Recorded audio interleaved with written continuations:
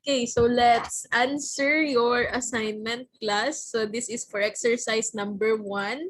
This is for the Z-test with 1 sample. So the first exercise we have here, a psychometrician review center claims that the reading comprehension test of their reviewee has an average of 87.6 with a standard deviation of 8.9. If 40 randomly selected reviewees have an average of 85.8, use the z-test to test the null hypothesis. Alpha is, or the level of significance is 0.05. So, anong sinulat niyo na problem dito?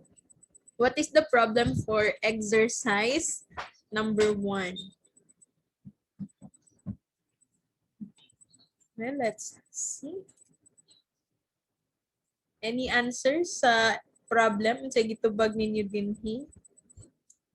So, jud ba atong problem for exercise number 1? Ma'am. Yes. Pauline. Ano, ma'am, is the reading comprehension test for the reviewee has an average of 87.6? Is the, ito to, Reading comprehension, ma'am, is the reading comprehension test of the reviewee of the review has an average of 87.6? has an average of 87.6. Yeah. You can answer, this one is correct.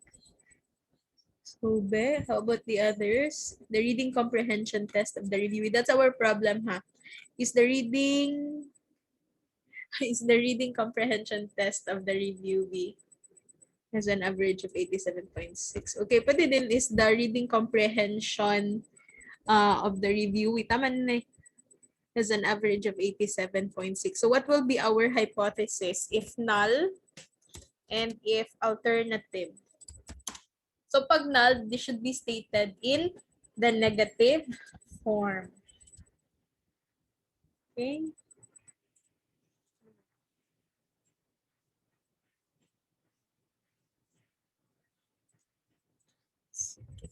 So pwede natin siya i-state, class, at the reading comprehension of the reviewee,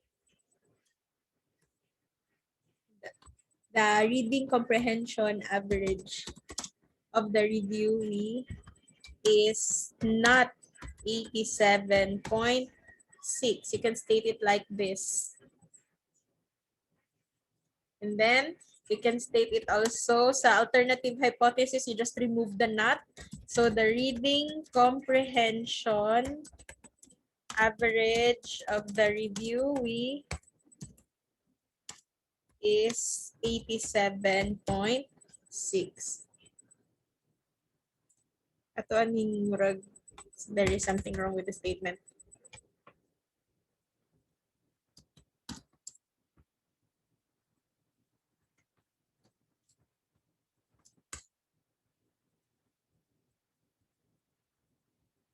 Pwede na siya. Okay, so the level of significance na gagamitan natin here is 0.05. Anyway, bisag diling ani ang kanang pagka-state yun ninyo, as in exactly the same na pagka-state, it's okay. I'll be considering na as long as parehas tag ano ha, thought. So ay magkabala ka kung we don't have exactly the same answer. So depende na siya sa pagka-state. Now, my question is, are we going to use a one-tailed test or a two-tailed test for this? Kasi we will also write here the Z tabular value. So, gamitin na to ani. One-tailed or two-tailed test? One-tailed. One-tailed. Okay, so very good. The correct test na gagamitin is one-tailed. So, this is the same with the last nato na example. We will use the tabular value na 1.645. Ayan. Kasi one-tailed, we have a direction and that is the 87.6, and that is located in one part or one side of the distribution only. So one-tailed testa. So disregard first the p-value. Now we will be computing for the z-test, the z-score for one-tailed test. So sa gani ato ang formula again. Z is, sulat na lang ako siya ha. Okay, malisdan ko mag-type. So I'll be using my pen for this. Malisdan ko mag-type. Okay, let me get my pen first. What will be our formula again? We have here Z is equal to the population.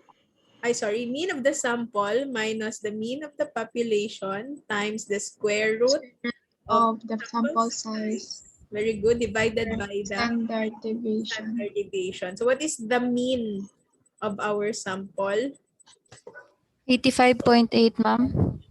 Okay, but let's check. 85.8, tapos 87.6, 8.9. Sige. Again, 85.8 minus 87. Na. 7.6, ma'am. 87.6. And pila ka bok atong sample size? 40, ma'am. 40. Our standard deviation again is 8.9. Okay, so let's try to solve this one. The square root of 40, idiretso ko na lang siya class ha. Anyway, you have already solved this one sa inyong paper. So square root of 40 is 6.32455532 times minus natin 85.8 minus 87.6. So the answer is negative 11.3841998 divided by 8.9. The correct answer here is negative. Negative 1.28, ma'am. Very good. It's negative 1.28. Do we have the same answer? So how about ang uban? Parehas mig-answer ni Aliceia. How about ang uban? Yes, ma'am. Okay. Same, ma'am. Negative 1.28. Now, what is our decision rule again for z-test? If the... Reject the null, ma'am. Okay, sige. If the Ma'am, computed... copy-paste na, ma'am. Ano to? I-copy-paste na lang. Yes, ma'am. Sa chat, ma'am. Sa chat. So, Para dili kawalis doon. Kadjat lang. Copy-paste na to. Sige. So, if the computed value sa ang z-score nato na computed value is greater than the tabular value, reject the null hypothesis. Otherwise, accept the null hypothesis. Now, our z tabular value is 1.645. That's regardless the sign. So, ma-positive man siya or ma-negative, ang tanaw lang na to ang number. So, nato din 1.645 compared to 1.28. So, syempre, mas gamay ang value ni 1.28. Therefore, our decision here is to accept the null hypothesis. So, therefore, since the computed value is lesser than the tabular value, reject the null hypothesis. Meaning, ang say meaning anak, kung i-reject nimo ang null hypothesis, the reading comprehension Of the reviewee is not 87.6, ma'am. okay, the reading comprehension average of the reviewee is 87, is indeed 87.6. So, tama class ang claim sa review center na 87.6 jud ang reading comprehension average sa ilahang mga reviewee based on the result. Kay gi-reject nato ato ang null hypothesis. So, I hope we have the same answer.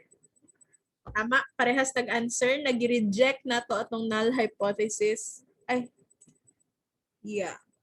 Ay, baliktad. Wait lang. Baliktad eh. You reject the null hypothesis if mas taas si computed value, you have to accept the, ay, sorry. Accept the null hypothesis, ma'am. Tapos not 87.6. Gangalan na to. Ayan. Diri ko nagtanaw. Otherwise, accept the null hypothesis. Tama.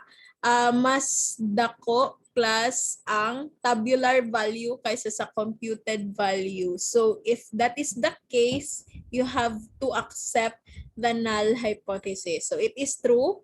Therefore, accept the null hypothesis. The reading comprehension average of the reviewee is not 87.6. Baliktad ako ang inaingon kagaina. Not 87.6 siya class. So, dili tama ang claim sa review center. So, ayan. Rest na tag-answer? Okay. Yes. Sige, na-gets class. Paano ni siya ginahimo? Kaya lang. Dili man nga to ka-complicated ang computation, no? So, mo to magbantay ta sa ato ang decision. Mana siya i-recheck na to. So, how about the exercise number 2? Questions dahil sa exercise number 1 before tamag. Exercise number 2. Accept si Charles. Ay, wait. Sige. So for exercise number 2, Antonio works as a janitor supervisor for a psychiatric clinic that has 70 guests. So na siya 70 patients. Every day he goes to work, he feels like the janitors he supervises is cleaning. Wait lang, takuon ako. Gisod tagbasaan. So, may matalinaw ta. Okay. Every day he goes to work, he feels like the janitors he supervises is cleaning a great deal of human waste, and he wants to know if the amount of waste that he disposes of an average is different from the normal amount disposed of. On any given day, 150 kilos of waste with the standard deviation of 50 kilos are removed from these types of facilities across the country. However, nag-chat sa ako ani kagabi ingon ko ilisan ninyo ni kilos. So however, janitors in John's facility shovel 170 kilos of waste per day. Is John's facility shoveling significantly more human waste than the average facility? So wala na kay laing problem din here. Just have to copy paste this question here. Muna atong problema din ha. Tama ba na ang facility ni John naga-shovel more human waste compared to the average na value or average na facility? So, muna to ang problem. So, unsa ang atuang null hypothesis and alternative hypothesis? So, himula nato ni siya sentence. I-convert nato siya sa declarative na sentence kaning question na. So, John's facility is, wait lang. Shoveling more human waste. Is not Dapat. Is not shoveling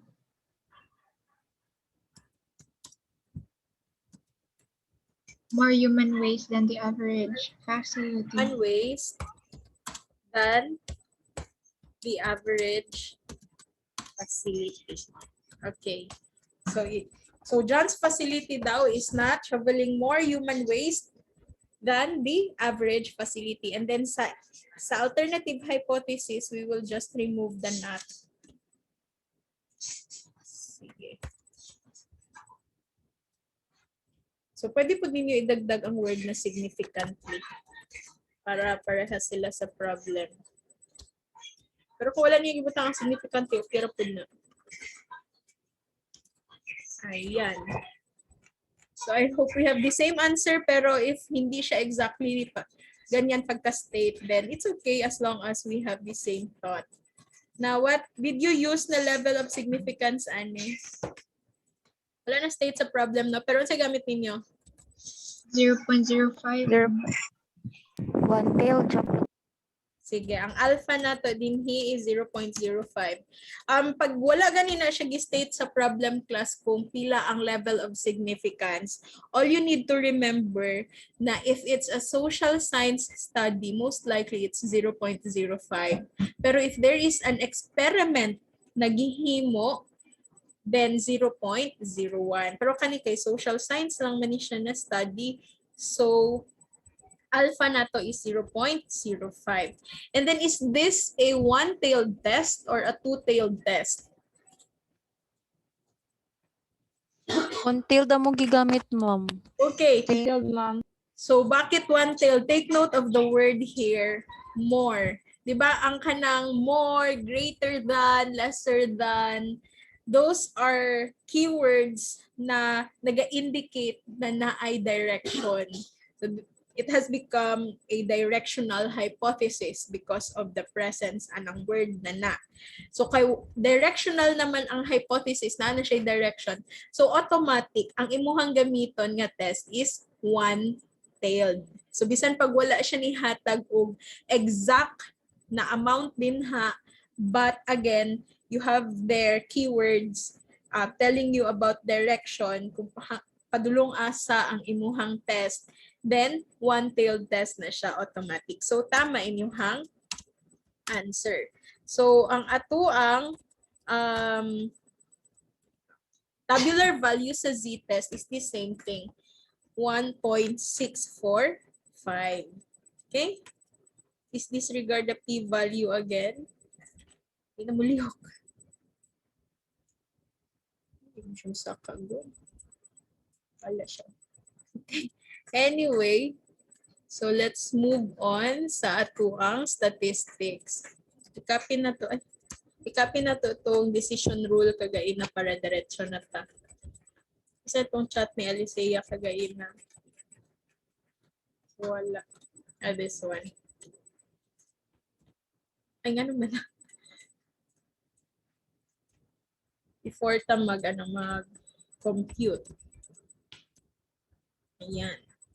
Sumana siya atong decision rule. Ayan yung nagkalimti ha. So please tell me, ay isulat na lang ako, diri lang sa p-value ha. Ang mga given. Mean of sample here, as atong sample din hi. On a given day, 150 kilos of waste with the standard. However, in John's facility, they are shoveling 170. Okay. So 170, but for the population mean, katong 150. And what else do we need here? The standard deviation is 50. 50, ma'am. Okay. And the Ang sample size is 70. okay, yeah. Ang sample size is 70. And here is, it should be small letter n kasi sample, 70. So pag mag-compute na class, ayan. The same formula. So we have here the z is equal to the mean of the sample, it's 170 minus the mean of the population, 150, times the square root of our sample size divided by the standard deviation, it's 50. So square root of 70 is 8.366600265 times 170 minus 50, that is 20. So this is times 20 divided by 50. The answer here is 3.35. Do we have the same answer? 3.5. Yes, po. Okay. Okay, sige. So parehas taog answer. Okay. So let's compare now computed value and the tabular value. The tabular value is 1.645.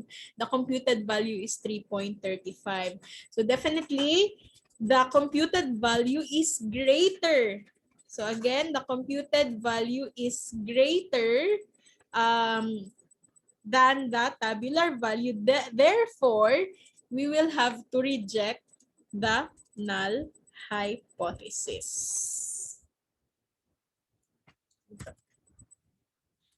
So therefore, since the computed value is greater than the tabular value, reject the null hypothesis.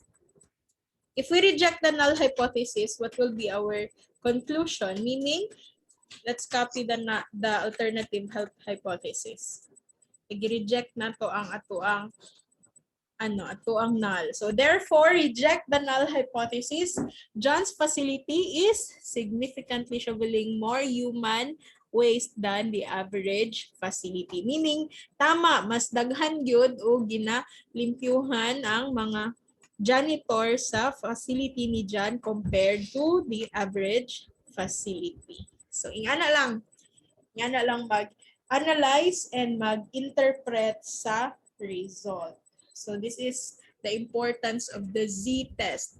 It will help you make a decision or a conclusion whether naadjud by kaibahan ang one group to another group. But this time, it's actually you want to know the difference between your sample and the whole population.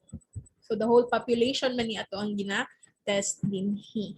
And then ay mga samples na given. Ma'am, question lang, ma'am. Okay, so paano daw if nabaliktad? Actually, mali dyan ang imuhang answer pag nabaliktad na siya. You will get the same na number pero you will have different na sign. So, mali mong answer sa statistics na part pero actually sa decision kung sa imuhang conclusion tama. So, dito lang nako minusan sa statistics na part kasi it should be correctly placed. Ang mga given, correctly placed dapat sila. Anything else? Questions?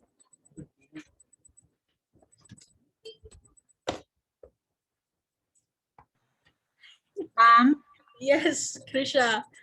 taon sa mabalaan if asa ang mean or population mean mo magudaan confusing kayo. Okay. Na-confuse mo paano mabalaan ang population mean ug ang sample mean. Balik ta dito sa 1 hangtod sa 3 ha. Ay, wala diri ang problem sa 1. Diri na lang ta sa exercise 1 jud. Okay, like this one. A psychometrician review center claims that the reading comprehension test of their reviewee has an average of 87.6. Let's analyze the problem ha, and then this is the standard deviation. So if 40 randomly selected reviewees have an average of 85.8, use daw Z-test to test the null hypothesis. Paano nato mabalaan ang population? Population is for the whole nimo. When you say population mean ha, so syempre sa tibuok nimo siya na population, meaning all members of your target na mga participants. So parehas ani, ni-claim ang review center na ang reading comprehension sa ilahang mga reviewees ang average kay 87.6, meaning they are referring to all of their reviewees. Their population there kay ang mga reviewees nila. And ang average is 87.6. Meaning, kanang 87.6 mao na ang mean sa imuhang population. Now, after that, mikuha og 40 randomly selected reviewees. So, out from the total reviewees, mikuha og 40 and then gi-test kung pila jud ang ilahang reading comprehension nga average. And then after testing, you get this one, the 85.8. So this is from the 40 only. Pag 40 lang, meaning not all, sample na siya. So kaning 85.8, para na siya sa sample. So that's how you know the population mean and the sample mean. Yung basis guys sa tapad sa standard deviation, pero actually dili na siya always like that. Paano kung naglahi siya og karang state? How about sa exercise number 2? So take note of this. Let's analyze the problem. Antonio works as a janitor supervisor for a psychiatric clinic that has 70 guest patients. clients or guests or patients. Every day he goes to work, he feels like the janitors he supervises is cleaning a great deal of human waste, and he wants to know if the amount of waste that he disposes of on average is different from the normal amount na nadidispose. So in any given day daw, 150 kilos of waste with a standard deviation of 50 kilos are removed from these types of facilities across the country. So we are talking about, diba, the waste na malimpyuhan nila sa ilahang facilities. And then you have the hint there na si 150 kilos is from the whole country ng mga facilities. So muna siyang average na amount sa waste na malimpyuhan sa mga facilities sa mga facilities across the country. So muna siya ang population mean kay para sa tanang facilities.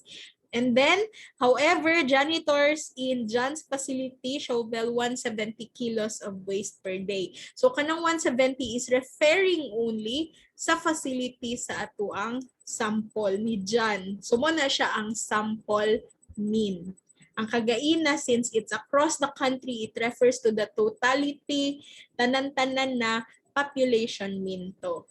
So, you just have to analyze the problem kung unsa ang iyahang ginatukoy. So, questions, class? Nasabtan to. Kung balikan na to itong first na example na ako ang gi-answeran sa inyo, ha? I-identify po na to ang population of sample mean.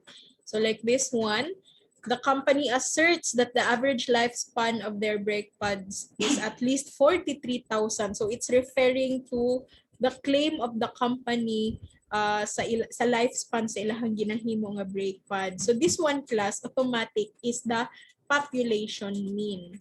Kasi ano gini siya, it is referring to all the brake pads na gina-produce ani nga company. And then when you read it further, to ascertain the accuracy of this assertion, a jeepney operator puts these brake pads to their 50 jeepneys. So 50 jeepneys refers here to the sample. Sample na nato. Kuha lang siya 50 ka jeepneys, gibutangan niya og brake pads, and gitanaw ang average lifespan sa 50 ka buok na jeepneys with the brake pads. And then nakuha ni niyang 41,800. So si 41,800 mao na ato ang sample mean. So dili man na ang 41,800 para ra man na dito sa 50 ka buok na jeepneys. Dili man siya nag-ingon nga para sa tanan-tanan nga nahimo na brake pads. So, ang kailangan, mga problems, different siya pagka-state na. So, kailangan lang na to i-analyze. Basta tandaan lang ninyo, pag maingon kag population mean, tanan target na to nga respondents, na participants, tanan object na target na to, population na siya. But if you only get a part of that, and then maulang to imuhang gi-test, that will be the sample. Or kung nagkuha ka sa mean, the sample mean. Sige, did I answer your question, Krisha? Yes, ma'am. Ay, ma'am. Anything else? Sorry. Wala na? Wala na, class? So, we are not yet done. We still have time na 20 minutes. Okay, sige. So, this time, class, this is z-test for 2 sample mean. Ang katong previous na to nga gina-solve, it's z-test for 1 sample mean. 1 sample lang na kay isa ka mean, and then kuhaon lang nimo ang difference nila with your population. So it's sample mean and population mean if it's z-test 1 sample mean. But this time, for z-test for 2 sample mean, class, you have here 2 means na from the independent groups of samples na gikuha nato from the population. So this time, walay labot si population dinhi. Ang sa z-test for 2 sample mean, you have a whole population, nikuha ka og samples, and then you group them into 2. Muna siya ang meaning aning z-test for 2 sample mean. And just like the z-test for 1 sample mean, this is also used for more than 30 samples for every group. So na kay group 1, gitesting mo sila, unya na kay 30 and above na sample size. And another group, or we call it group 2, na apud kay more than 30 or more than 30 na sample size. So both of them are samples taken from the population. Again, walay population na involved for the Z test. So medyo mahaba-haba na siya na computation. Kaya mo picture na okay. Lisod kay siya ibutang sa sa kanang i-type siya sa Word. So take note of this formula in computing the t-test or the test statistic using the z-test to sample mean test when the given means are sample means. So the z-score here is x1 minus x2 divided by the square root of s1 squared divided by n1 plus s2 squared divided by n2. Okay? Sige, kung mga na-disconnect, send na lang nato ang recording. So, what's the meaning ana nila? The Z there is the Z score. The X1 is the mean of sample 1. Again, kaya di ba duha kabok atong sample na group 1 na group 2. So for group 1, that's X1. And then for group 2, that is X2. Now for BS, S1 refers to the variance of the sample. So take note of the word, it should be the variance. And then the S2, this refers to the class? Variance of the sample 2. So variance, pag naay 1 nga subscript, it's for the group 1 and ang 2 para sa group 2. And then N is still the sample size. But syempre kung naay subscript na 1, it refers to the group 1 and N2 is for the group 2. And then we will be using the same table for the level of significance. So parehas lang siya, one-tailed or two-tailed. You have to read the problem. Kung ang hypothesis nato kay naay direction, automatic one-tailed test gihapon na siya. But if walay direction ato ang null hypothesis, then we will have the two-tailed test. But then again, we have the same table here. For the level of significance sa z-test na naay duha ka sample. And then, the decision rule is also the same na pag ang computed na z-value is greater than the tabular value, then we will have to reject the null hypothesis. But if it's the other way around, then we will be accepting the null hypothesis. So, questions so far? Before ta maghatag og example. Ma'am. Sige. Nahinay lang ta kay basin malisang unya ta. Okay, example.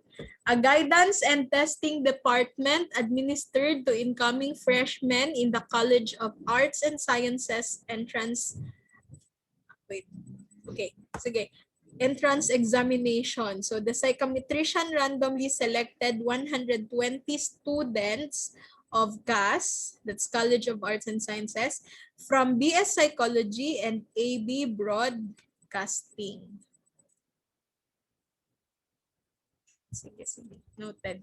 And then the mean scores of the given sample where mean of the sample 1, it's 85. And then mean of the sample 2, it's 80. So duha man ni siya ka grupo. 'Di ba ang population nato ani kay College of Arts and Sciences. And then ikuha lang og 120 students, gihati sa duha. Ang isa from BS Psychology, so mao na ato ang group 1, and then the other one is the AB Broadcasting, mao na ato ang group 2. So ang mean sa group 1 is 85, ang mean sa group 2 kay 80. So the variances were 35 and 30 for sample 1 and 2 respectively. So 35 ang sa sample 1, 30 ang sa sample 2. So is there a significant difference between the two groups? So use 0.05 level of significance. So mani siya ato ang example karon, but let me go back dito sa Word na ko nga file. Kaya actually, gibutang ko na ko na siya dire. Ayan.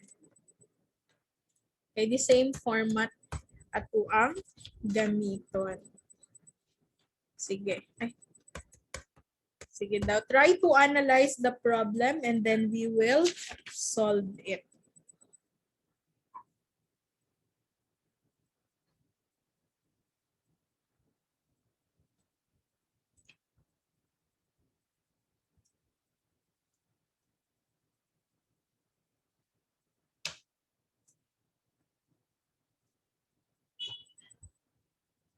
Should be 120.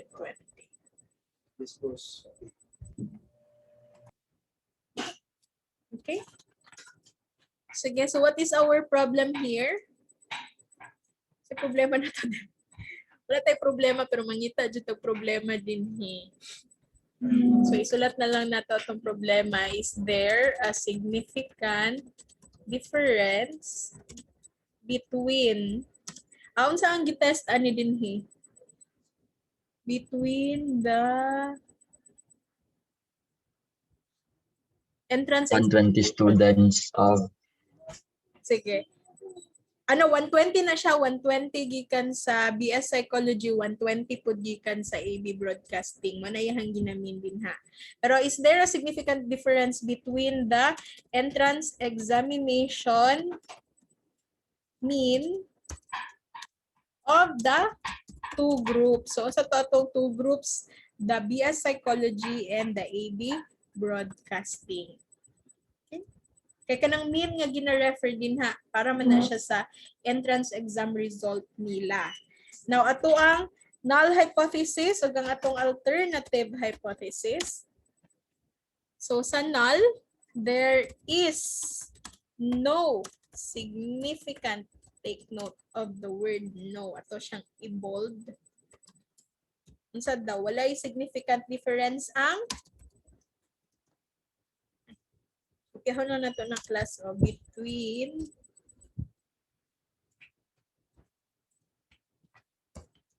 ayan. So ano lang siya. There is no significant difference between the entrance examination mean of the two groups. Tapos pag abot sa alternative hypothesis, the same thing, we will just remove the word no. And then level of significance, the alpha here, stated man sa problem, it's 0.05. So tanaw na to kung naabay difference ang entrance exam result ni BS Psychology ug ni AB Broadcasting, but they belong to one population sa College of Arts and Sciences. Now, the tabular value for this Z-score for this. So ang pangutan ng karon one-tailed ni two-tailed. Before to mo decide dun sa ang ato ang tabular value. May question mark. Ang mga estudyante basta akong pangutanon ang tubag na question mark. Ano siya ang palatandaan nga dili mo sigurado sa inyong answer. Pero it's okay, it's okay. Wala problema. So balikan na to ato ang level of significance na table. Take note of our hypothesis. There is ato ang alternative, there is a significant difference between the two groups. Pero wala siya direction, right? Wala siya nag-ingon kung mas taas ba si psychology or mas taas si broadcasting. So kung wala siya direction, class, it's two-tailed. So tama ang answer ni Charles, it's two-tailed na test. Therefore, kung two-tailed siya na test, tapos atong level of significance is 0.05, we will use this one, the 1.96. Okay? Bakit kasabasa itong word na file? So again, the Z tabular value here is 1.96 regardless of the sign. And then, let's disregard the p-value.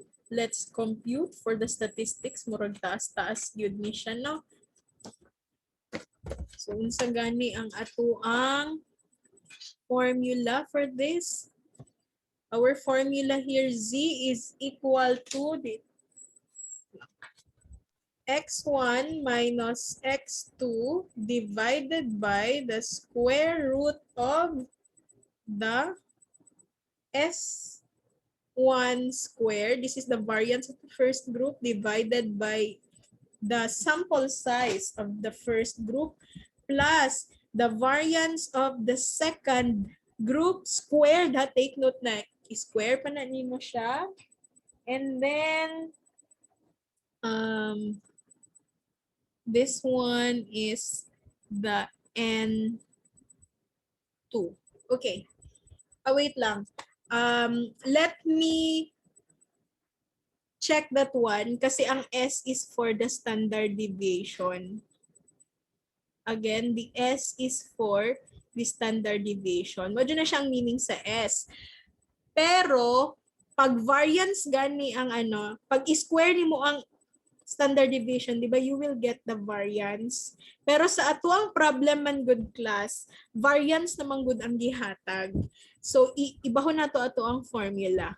X1 minus X2 divided by square root of variance na ta diretso. Variance sa first group divided by the N1 plus the variance of the second group divided by the N2. So, let me correct that one. Gamiton lang nato ni nga formula if the given is the standard deviation. Nga kailangan pa nato i-square para makuha nato si variance. Pero pag variance na diretso ang given, you use this formula. No need na mag-square class, ha? No need na mag-square kay what you call that, variance na ang gihatag. So, pwede na ta magdiretso. Ang sa ganito itong mga given. Mean sa group 1 is, pila to? 85. Ay, pila to? 80? 5. 5. Tapos, Minus 80. minus 80. Okay, basig na baliktad. And then, ang variance sa group 1 is 35. And then, ang population, not the population. The sample size for each group is 120. Sana to sila. Plus, ang variance sa second group is 30 divided by 120. So we can proceed now sa ating solving.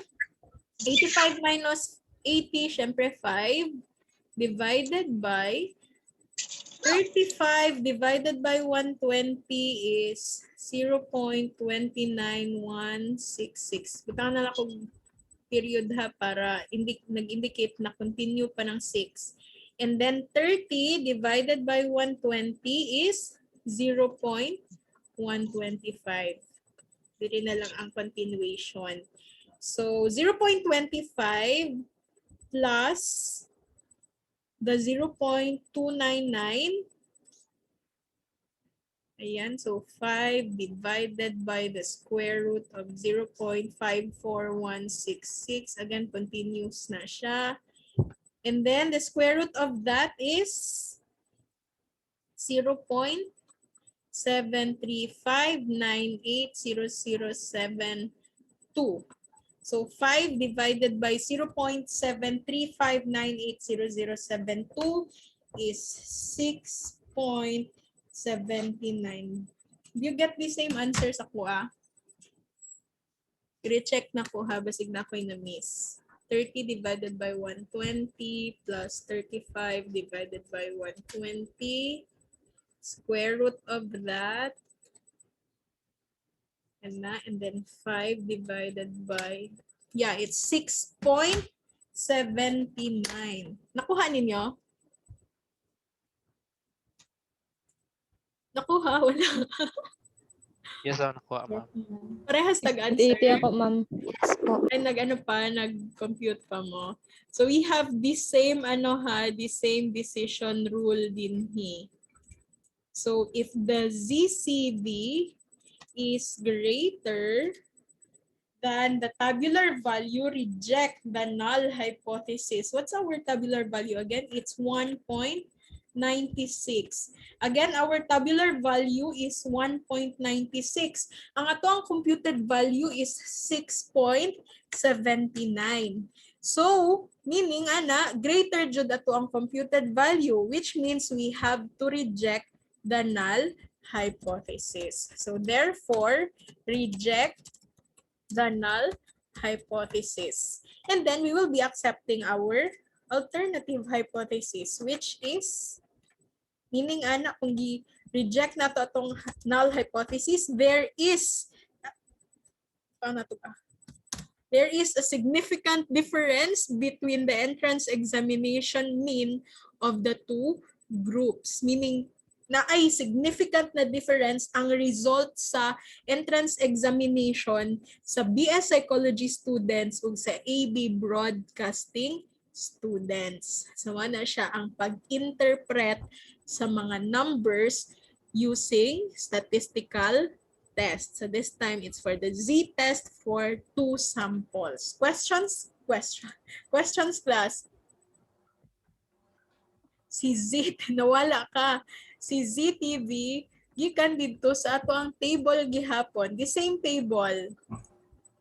It's still 1.96. Kita nimo 1.96. Tapos two-tailed siya. Anong two-tailed man siya? Kay wala may direction ato ang hypothesis. Yes, wala direction. Ingon raman tag there is a significant difference between the two groups. Wala man tay direction kung kinsay mas dako sa ilaha or kinsay mas gamay sa ilaha. So automatic two-tailed test. Tapos 0.05 ang level of significance, mao na nga 1.96 ato ang tabular value. So, pwede po nato na siya himuon class sa school.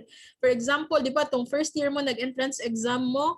So, isa ka population lang, kay tanan mo, taga-doctors. Tapos, entrance exam result sa mga BS Pharma o entrance exam result like, for example, sa mga medtech. Tan-awon na to kung naabay significant difference ang result sa between sa pharma o sa medtech. Pero kay wa man ta nag-ingon nga mas taas ang pharma or mas taas ang medtech, so it's two-tailed test. So kasi pwede siya nga mas taas si pharma, pwede po mas gamay si pharma or vice versa na kung sa medtech po na case. So wala siya direction, so two-tailed test siya. I-compute lang nato and then do not forget our decision rule. Pag mas taas si computed value kaysa kay tabular value, reject the null hypothesis. Okay? So do not forget ha nga nabutang kog correction sa ato ang formula. Nga pag variance na diretso ang gihatag, then dili na mag-squared. Mag-squared kung standard deviation ang gihatag. Questions before ta mag-end? Wala. Mag-quiz ta next meeting, class. Nagsobra na ako sa akong time, but I'll be posting another exercise. This will be your assignment. Please pass this next week before sa ato ang class sa Thursday.